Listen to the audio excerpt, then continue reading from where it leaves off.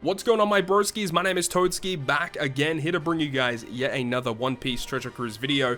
And in this video, we're going to be doing a brief rundown on Dex Whitebeard, Super Tandem Whitebeard. And we're going to go ahead and use him in some content as a friend captain, see if we can actually make him work. I'm really excited to jump into this video and kind of see how this character actually works. So before we actually jump into using him in content, let's actually have a brief rundown on what he actually does.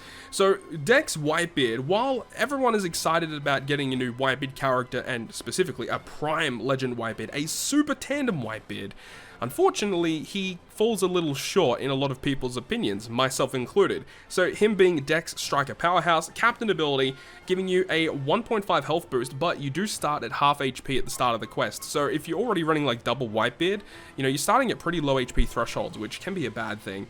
But he also says that if you're above 50% at the start of the quest, or at the start of the attack, you get a 5 times attack boost to the two classes and the color of himself, being Dex Striker Powerhouse. And then doing 250 times his attack and Dex damage at the end of the turn is really strong. And then if you are below 50%, then you get a 5.5 times Captain Effect boost and 400 times his attack and Dex damage at the end of every single turn. So you can see that this character is very offensive. Speaking of offense, it is good. However, there's a big glaring issue that I think many people have discussed in the community about what the problem is with this character's captain, and it's the fact that there's no special charge time. That's a really big issue, because you're killing enemies so fast with the end of turn damage that you're not actually able to stall for your specials, and that's a really big problem. It means that you do have to run teams that are a bit finicky in terms of getting cooldowns, and especially in difficult content, it's actually really hard to use him effectively, because you do have to stall in really weird ways, or use characters that you wouldn't normally use because you have to get your cooldowns ready. And you know, sometimes it'll just come down to it. You don't have your specials ready and you're just going to lose. It's as simple as that. His superclass special falls a little short too. The actual condition is pretty fair. You're needing one of his crew members or being below 30% HP, and it gives you a 500 times his attack and Dex damage to all enemies and extends the duration of your orb boosts by 2. This effect is fine, but it's not anything to write home about, to be honest. It's not a great effect. The special ability is definitely the highlight of this character, and I think this character will see a lot of play as a crewmate moving forward. Giving you a 20% health cut that goes through everything, including normal attacks only, is very valuable, and I do think that will see a lot of play in the future. However, with the introduction of this unit and having this effect that can do a health cut through normal attacks only, I do have a feeling that they're probably going to introduce more gray shield buffs on the enemy to mitigate health cutting effects. I feel like that's very likely to happen, but we'll have to wait and see. Now, the special, on top of giving you the really powerful health cut, it also provides you a 2.75 orb boost to Striker, Dex, and Powerhouse characters for one turn. Furthermore, it does mention that if you actually already have an orb boost when you launch his special, you're going to get an attack boost instead. However, the really big part is the additional effect here, where if you have 50% or more HP when you launch the special, you get a 70% damage reduction for one turn, and if you are below 50% HP, you get a 90% damage reduction for one turn, and it actually will buff your attack and orb boosts by 0.25, and this effect is really strong, and I think that's one of the best components, is because not only are you getting this massive health cut, but you're getting an orb boost or an attack boost, but you're also getting damage reduction, which you can stack very well with the recently released Versus Yamato. So everything here works quite well, and I think this character is going to have good synergy moving forward. And then obviously the Super Tandem, which is a 1.75 attack boost to Striker and Powerhouse with a 1.5 increased damage taken, but it doesn't go through immunity. So it's just another effect added on top of it, which is a little underwhelming. The effect of the support is kind of okay as well, but obviously the big thing about this unit is I do think that special is very strong, but it's just unfortunate that the captain is not as good as what we would have hoped it to be. So without further ado, guys, enough discussion. Let's go ahead and actually jump into some content using this guy as a friend captain. Alright, let's go ahead and test out Dex Whitebeard and see how viable, or I guess not viable, he's going to be as a captain. Obviously, you know, flaws aside, I'm very excited to jump into this one. And also, massive shout out to Stump Dig Archer, a fellow One Piece Treasure Cruise content creator. Literally no one has Dex Whitebeard up as a captain, surprise. He's not going to be used as a captain unless if he is a boosted unit in an event. But the team that we have here today is going to be like a mono striker team, and the focus of this team is to try and get as much cooldown initially as possible so that we can actually use our specials, which is obviously one of the big issues with this unit.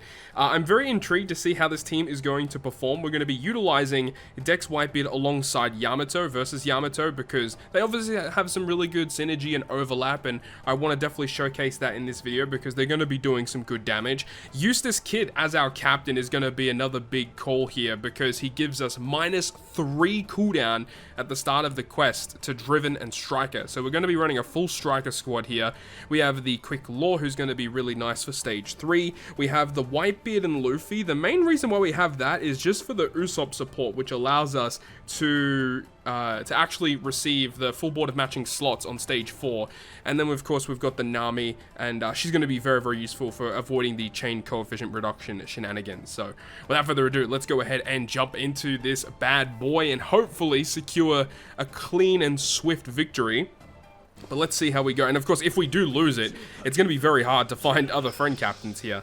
So remember, Whitebeard gets his effect if you use a certain character on your team or if you get below 30% HP. We're going to be able to reach below 30% pretty effectively because Kid does reduce HP at the end of each turn. We actually have a pretty big HP pool here, which is nice to see. But remember, there's not really a lot we can do here because as soon as we just pass the turn, Whitebeard's going to go ahead and destroy all of them, which is just wild to see. So much damage being inflicted here. And then once again, we're going to go ahead and pass, and there's going to be more end of turn damage. But luckily, this piece of content that we have selected versus the Arena Ashura Doji does have this stage on stage 3, which is Kawamatsu, and he has a barrier. So we actually can stall for a little bit of time here. Additional cooldown given there, and the damage reduction, which is kind of nice because, you know, we are going to be taking a couple of hits here just to ensure that we do get the right amount of cooldowns here. So after one turn has passed, we are going to get inflicted with paralysis. We do have the Corazon support on Law, which is able to remove 2 of the 3 turns. So we do have to stall an additional turn here, which is fine. Now, we do get special reversed on the next stage. Our crewmates will be special reversed by 2 turns. We do have the super class special of Kid, which can give our crew -1 cooldown. And then, of course, Nami's special will give -2 cooldown to a selected character. So, in this situation here, I think we actually do have to pass the turn and then kill in the next turn. I think that's what I'm going to do in order to be a little bit more efficient with the way that we're going about it. So that when we move into the next stage, Yamato is going to be on a 1-turn cooldown. With the preemptive, it's going to reverse it back to 3. And then with the Nami special and the Kid superclass, we should be able to get Yamato to be ready for the final stage. So let's go ahead and use the special of Law just to secure the clean victory versus this Kawamatsu, because I don't want to stay on this stage for too long. This will enable us to get the matching slot and the orb boost to our striker characters, and this Law is max level limit break as well, which is pretty awesome, level 150. And then we'll go ahead and just do our normal attacks, and hopefully should be enough damage. Yeah, this is easily enough damage. Bing bong, there we go, 9 million damage, pretty cool. We do have a pretty low HP threshold right here, which is kind of scary, but I'm not expecting to take too much damage from here on out. So Dog and Cat, special reverse, and this is where the rest of our specials are going to come in pretty clutch here. And then Cat Viper will go ahead and special lock our units, which is not ideal at all. But this is also where the Usopp support on the Luffy and Whitebeard will come into clutch, because it does change empty slots into matching, so we get much increased damage here. And the thing is the big thing about this stage, about this piece of content, is that there's multiple stages with resilience, which is why I wanted to showcase Whitebeard here, because we have that stage 3, which can enable us to do a little bit of stall, and then we can also go ahead and destroy these characters that have resilience, which is great. First things first, let's go ahead and use the Nami special. So Nami's really good in this content, actually, because she does the special reverse thing, allows us to select a character, reverse their cooldown, which is good.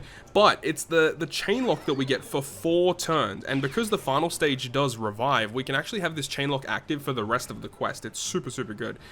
We can also use the Kid super class special here. It does damage and then reduces Driven Striker cooldown. And then anytime we use an attack boost from a Driven and a Striker, it will actually buff it. So we'll go ahead and use Kid here.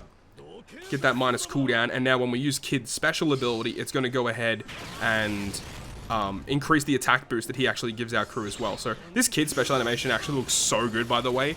This special animation of Kid looks so much better than the Super Tandem Law that came out around the same time as this unit. Such a cool looking unit overall, man. It's a really long special animation, though, I will admit. Dude, this kid is really good. It's just unfortunate that his super tandem effect is actually really difficult to proc, because you can only get it, you know, if you use, like, Heat, Wire, Killer, or Luffy on the team.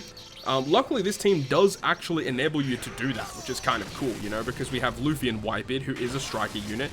Unfortunately, Luffy doesn't have many striker or drivens, and, like, Heat, Wire, and Killer aren't, like, amazing. They don't have a lot of good units themselves. So at this point here, we can just go ahead and kill. We should be pretty comfortable enough to do that. So let's do it. Super tandem, let's get it.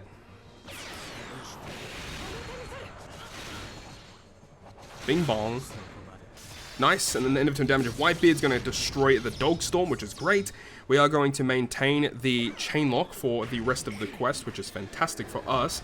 And then we reach the final stage. So all of our beneficial effects will be removed, but because chain locks are not considered beneficial effects, we don't have to worry about that at all. And then he's going to go ahead and burn us as well. So we've got to make sure that we actually don't hit perfects, because we are going to die. We do not want that to happen.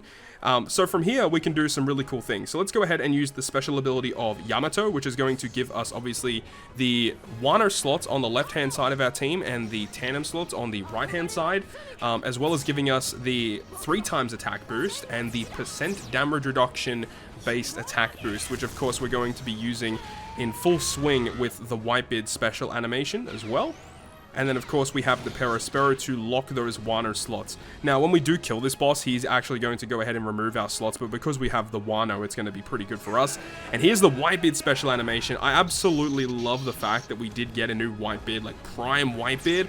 But the effects of this unit, I gotta say, they're not Prime Whitebeard worthy, unfortunate as that is. I really wish we got a little bit more in terms of what he was capable of doing, but it's such a sick special animation, and plus that 20% health cut that goes through normal attacks only, I think that's going to be the most useful component of this character in the long run, and I think it's honestly why, you know, people will often use him probably as a crewmate in difficult content, just because of that health cut. It's so good.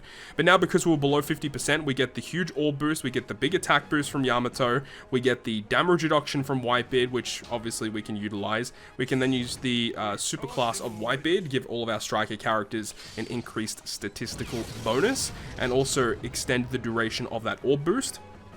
And now we can go ahead and win pretty comfortably here, as long as we don't hit our perfects. We don't want to hit our perfects. So Super Tandem's going to activate, and that's already going to kill easily as we like.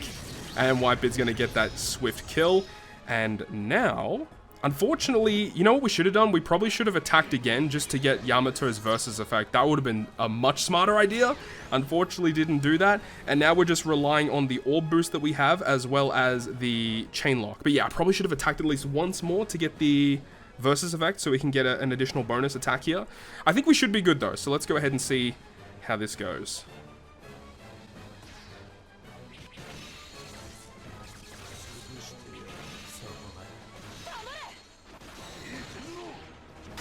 Okay, that was really close, but we did get the victory. There we go. Of course, I don't like it. Yeah, my man Whitebeard, dude. I wish he was so much better. Oh, it's such a shame, dude. Such a shame. So all in all, that is going to wrap it up in this video today, giving you guys just a brief glimpse on the new Dex Whitebeard, Super Tandem Whitebeard that has arrived here on One Piece Treasure Cruise. He's definitely going to need a lot of work in order to make him work, at least as a captain. He's going to be a phenomenal crewmate on teams. But as a captain, he's going to be very difficult to use due to the lack of special charge time that this character provides. So you're really going to have to use really weird squads in order to make him work, which is ultimately very, very unfortunate. But I really hope you guys have enjoyed the video today. And if you guys did, make sure to go ahead and leave a like. And if you want to stay up to date with all the content I post, including more One Piece Treasure Cruise content, make sure to hit the subscribe button down below.